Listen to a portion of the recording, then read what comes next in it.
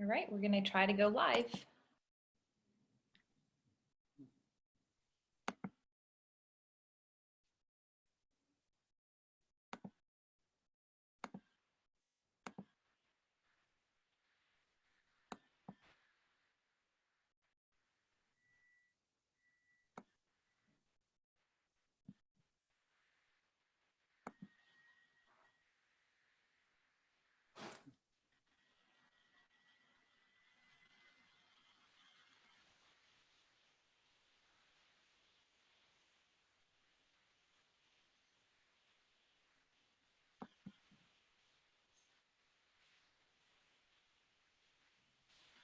Okay, it looks like we are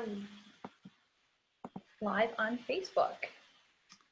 Hello, everyone. Welcome back to another edition of the Emerging Enterprise Center. Oh, wait, one second. Give us one more moment. I'm just going to put go live. I'm going go live right now. 1 second.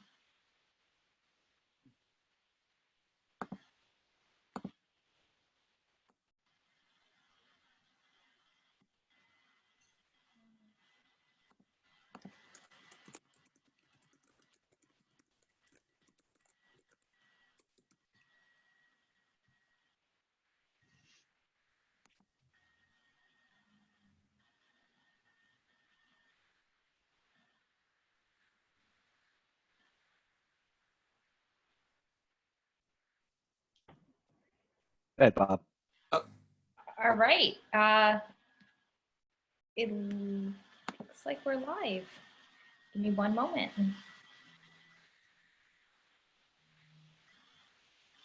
Yes, we are now live with Facebook. So, Bob, if you want to start the presentation. Sure. Hello, everyone. My name is Bob Biechner. I am the Director of Economic Development for the Newcastle County Chamber of Commerce. And also I work with Elise Bordolato at the Emerging Enterprise Center as part of the Newcastle Chamber of Commerce, a full service incubator. We're here with our partner, Greg Plum from Brandywine Technology, bringing you another in a series of webinars that we're doing on how to build a better home office. And Greg's brought along a couple of his partners. We're going to talk about some topic on trying to make sure that you can protect your home offices. Greg? Hey, Bob, thanks so much. Hello again, everyone. Very excited about today's session. As you know, we're all working from home these days, or a very different scenario than what we've been used to, which leaves us somewhat susceptible. So today we're going to talk about digital vaccines, right? We all know about a pandemic, but what viruses can do in a physical world. So we're going to talk a little bit about how that's similar to a virus behaves in a digital world. So we're going to go turn the gavel over to OnSystem Logic. So Jim Mazarakis and TJ Tahali are working on this product that you're going to talk a little bit general about the industry as a whole and tools that are available. And then they have something that's a little bit of a unique approach as well. So with that, TJ, I'm going to pass the gavel over to you. Okay, thank you very much. And so let me go ahead and get us to our first slide over here. You know, as you said, Greg, there are a lot of parallels between the physical world we live in and the digital world. And certainly having gone through what we're going through right now and with our physical world and what a single virus is doing to us, I think it's a good idea to start looking at parallels between the physical and the digital world. So if you look at basically, and I'm going to really, you know, rather than going and trying to give a whole gamut of what are the parallels, I want to focus on endpoint or the computer and a person. So I'm going to compare the two, saying in the physical world we have a person, in the digital world we have a computer. In a physical world we have something called a cell in our bodies, lots of them. In the digital world we have lots of applications that run on our computers. And when we talk about a virus basically, and I'm talking in the digital world, for example, when people talk about viruses, and we're talking about a particular way a malware may be behaving, but in general, I'm going to talk about a virus being something unwanted on an endpoint or a computer. So We know what a virus is in the human body. A virus in the digital world running on a computer can be looked at in the very same way. If a cell infected with a virus in a body is, let's say, can be very much equated with an application on an endpoint or a computer, a Windows computer, for example, being infected with a virus as well.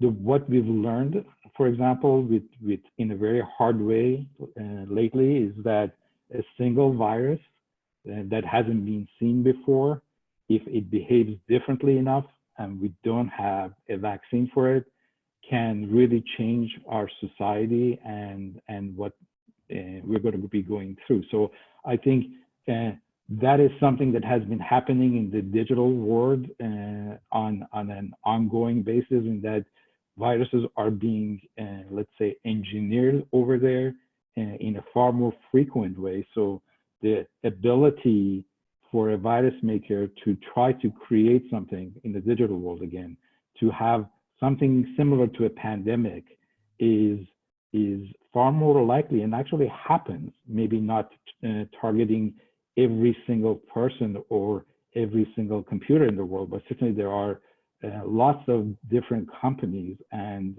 industries in general that get targeted and go through pandemics, and we may or may not know about them. For example, you may hear that there was ransomware or there was data theft, and then ransomware as a result of wanting to make sure that data isn't going to be given to everybody in the world to be looking at. A lot of those we hear about, but a lot more of them we don't know about. So we live in a very dangerous world, certainly in our digital world, and our physical world has brought us to the point that I think we can take some of these parallels and show what happens when we really don't have vaccines to particular viruses, things that are trying to harm us either physically or digitally.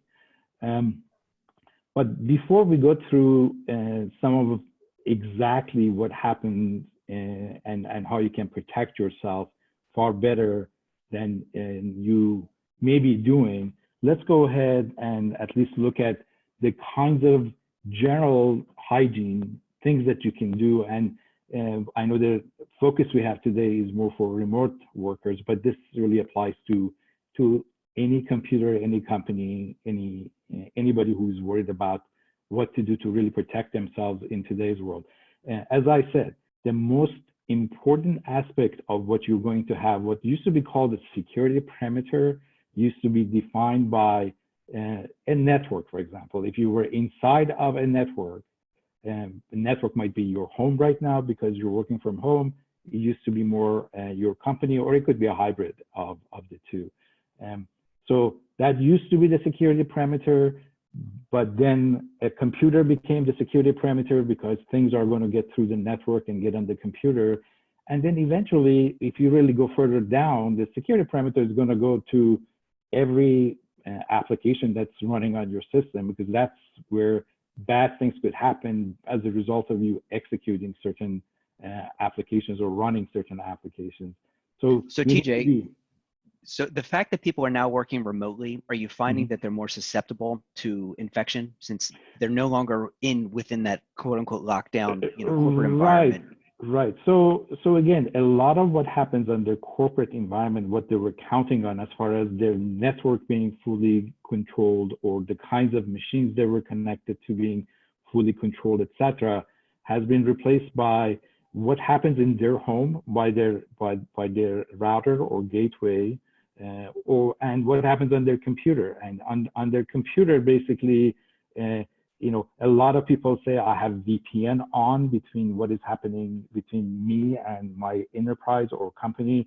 But the job of the VPN is make sure your data is not visible, or the tunnel that is basically going through is protected. But its job is not to protect the computer. So if the computer was attacked, then bad things could be happening in the system, and certainly a VPN would not be the protection on that.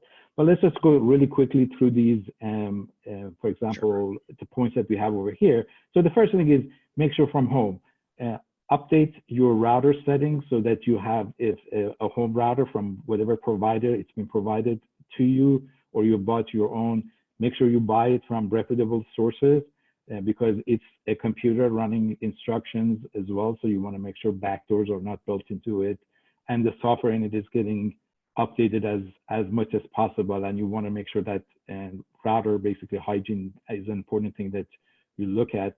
You want to update whatever software is running on all of your computers as quickly as possible so that whatever flaws have been found can be at least updated with, the fixes could be put on your systems as soon as possible. Use a password manager.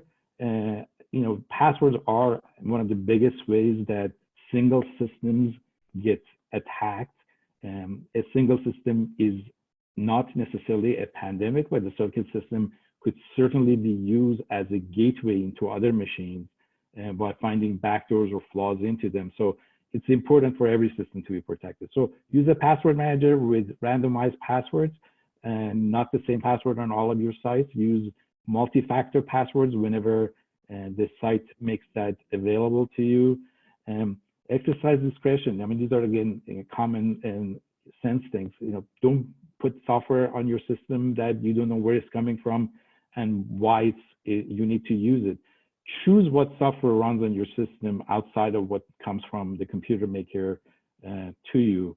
And then be diligent in your monitoring whatever you do with phishing and the links that you may be clicking on, etc. I think you folks had a session about this previously, and I think a lot of good information was shared in there. But again, our focus as far as what we focus on at our company, etc., is on the endpoint, which right now is, let's just say for the purposes of our discussion, a Windows machine. And it can be any of your machines, and it can be anywhere. So if you look at that Windows machine as being a equivalent of a person today, what we want is whatever is happening on, we want the person to be protected from the kind of viruses that may be attacking it. So what is happening today, unfortunately, with antivirus that we have all been using is that they are very effective against known viruses, but they're not effective against absolutely new viruses or viruses that have been changed enough so that the protection is or the detection mechanism is very different than what they have been designed to provide. And TJ, yeah. Excuse me, these are the ones that everyone's pretty familiar with, I would assume. With the Symantec's of the world, Microsoft has one, Defender, which I think is free. It's included with Microsoft 365 or Office 365. WebRoot, the tool, and there are many, many, many of them. So you're suggesting that these products, they do what they're designed to do well. However, there seems to be a bit of a gap in what they're addressing. Yeah, absolutely. They are necessary, but they certainly are not sufficient for what we need. As the pandemic has shown us, a new virus or virus family that hasn't been seen before, when it behaves differently, it will get through the existing, basically, defenses in our bodies as far as whatever vaccines have immunized us. And the exact same thing happens in the digital world, in that these products from the companies that you mentioned, and pretty much every company that's out there, and they all have excellent products these days.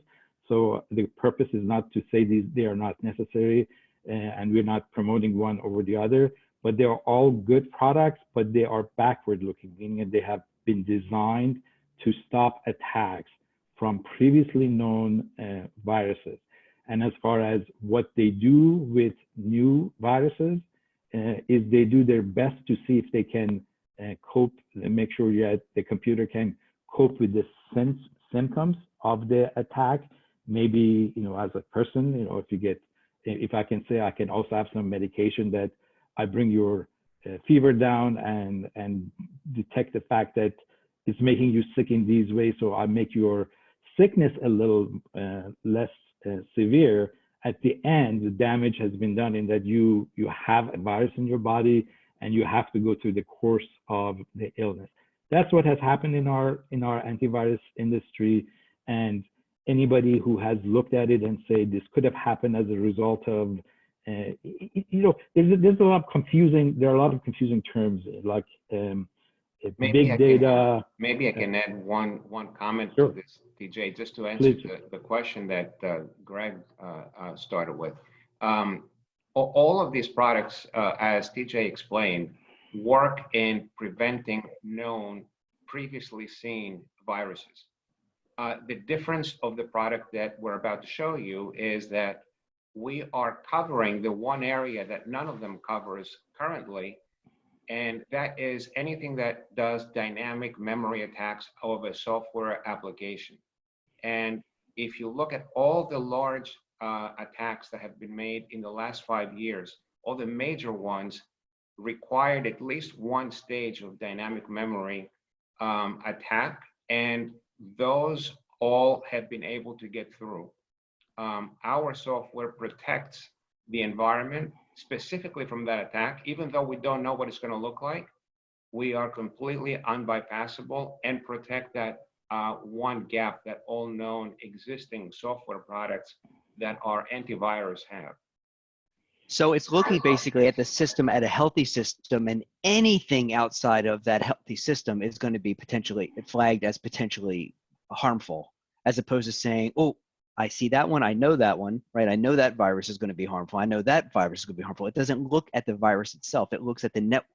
What I'm understanding is that it looks at the network, or I'm sorry, the application itself and the way the system is to be running. Anything outside of that is flagged as a potential infection. Very good explanation, Greg. Thank you. Very good, excellent. Well, why don't we take a look at it? Yeah, sure. So let's go ahead and let me share.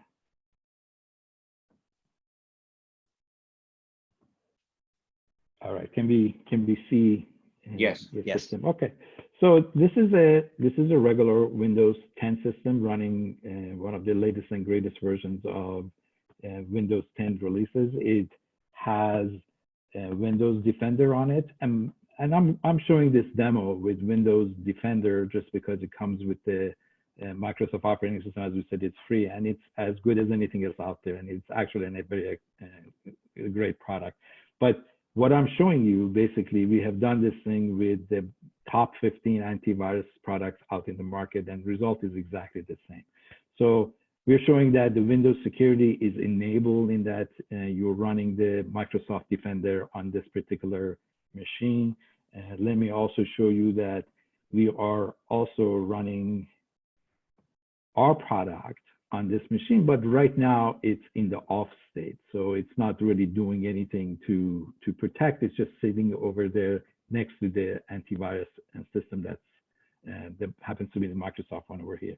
As far as setting the table for you, as far as what we're going to demonstrate, let's just talk about one of the things that happened in the ransomware, just as an example of what can happen. There are an infinite number of ways I can show you a malware or virus can attack the system. But in this case, we're showing a real attack on this particular system that's going to get rid of your documents in your documents folder. So it really is not a good thing to happen, and you don't want your system to be behaving in that way. And there are a whole bunch of files in this particular directory in my documents. And what I'm going to do is run this program called OSL Demo 1. Now, OSL Demo 1 is on this system. It is a completely benign looking system, which is why the antivirus product on the system isn't looking at it as a regular virus. But its damaging part is really in this data file, which is totally invisible to the antivirus system that's running on this particular machine or any other antivirus that we have tried this with right now. So let's just run it and see what happens. So all the files are gone. So there's nothing that popped on your machine saying, oh, my gosh, what happened? Are you sure this kind of thing should be happening on your machine, etc. Now, so this is an example of what a ransomware type of attack would look like on a particular customer machine. our malware, of course, has been designed by us, so we still keep the original files over here, both in encrypted form and regular form. So just to show us what happens when we're on, let me copy these files back to where they should be before the attack was run. So just to make sure I'm following along, what you just run is an example of malicious code that went in and erased files. So in a ransomware situation, that bad actor is going to come back to the enterprise and say, hey, I've got your files. If you want them back, you need to pay X amount of dollars. Right, or they could have just copied your files out of this machine without deleting them even and said, look, I got your data. If you don't pay me, I'm going to take your data and make it visible and send it to everybody in the world, put it out there. So they don't have to destroy your data. They can change your data, they can take your data, they can do anything they want. Okay. And this is just an example, as you said. So okay, and that happened with Microsoft Defender running. Yes, absolutely. It's active, it's running, and it never flagged that particular, let's say, program running. Either was when it was sitting there or it was running as a virus or anything like that. So let's just turn us on in this Yeah, case. and Greg, we have tried the same thing as TJ was saying earlier with all the major manufacturers of the top 50 providers of anti-malware, antivirus products as well. And you get the same result. Correct. Yes. Okay. So let's just run exactly the same program again.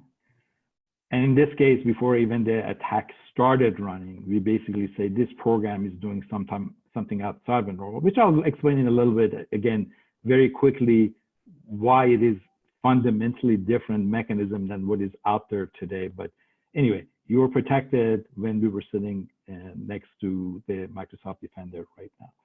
So if we could go back to any questions on this before I go to the. So let me just make sure I got it. I'm still with you here. So you ran the same exact code again, the same program that the first go round went and stripped out the files. You ran the same thing the second time. Once you've turned OnSystem Logic on, you turn your product on, then you got the warning saying that there was an attempt, however, it was thwarted essentially. Yeah, there was something that was trying to do something malicious in the system, and we stopped it. And as a result, no files were, in this case, deleted, but really no harm was done to your system. So there's no cleanup or anything else that you have to do. So excellent. And that is an activity that all ransomware writers at some point need to do, right? To lock up your files, to make them disappear, and to ask you for money. Right. So very quickly, if I can just kind of summarize what we just saw, what has happened in the regular antivirus world with the vaccines that get created. The vaccines, whether they use artificial intelligence, whether they use behavior-based, whether they use machine learning, etc., are based on previously known viruses, and that's where they are most effective. They understand how they behave, they understand what they are, and they stop them.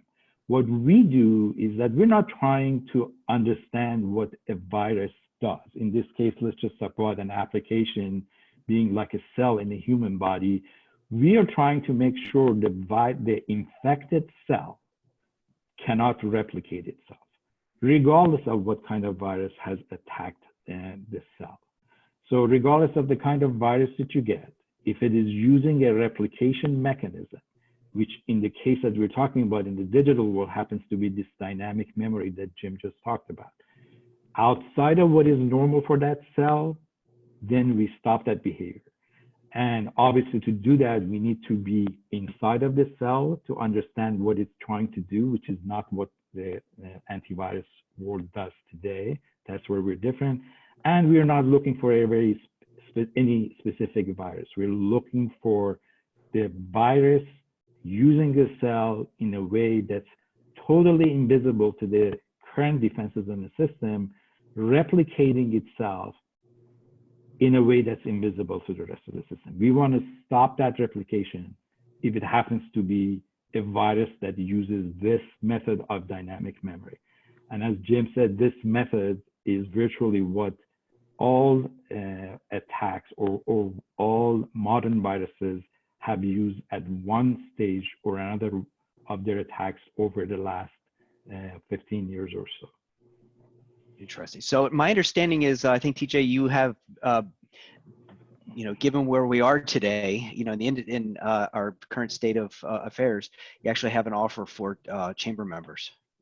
Absolutely. So, we want to help. We want to make sure you are protected, whether at home or whether at work. So we want to offer your members the free use of our product for 90 days, or at the very least until this crisis, is over. So I hope they take advantage of it and put it next to their current antivirus and really get the kind of vaccine that they need for the kind of attacks that are happening in the world today.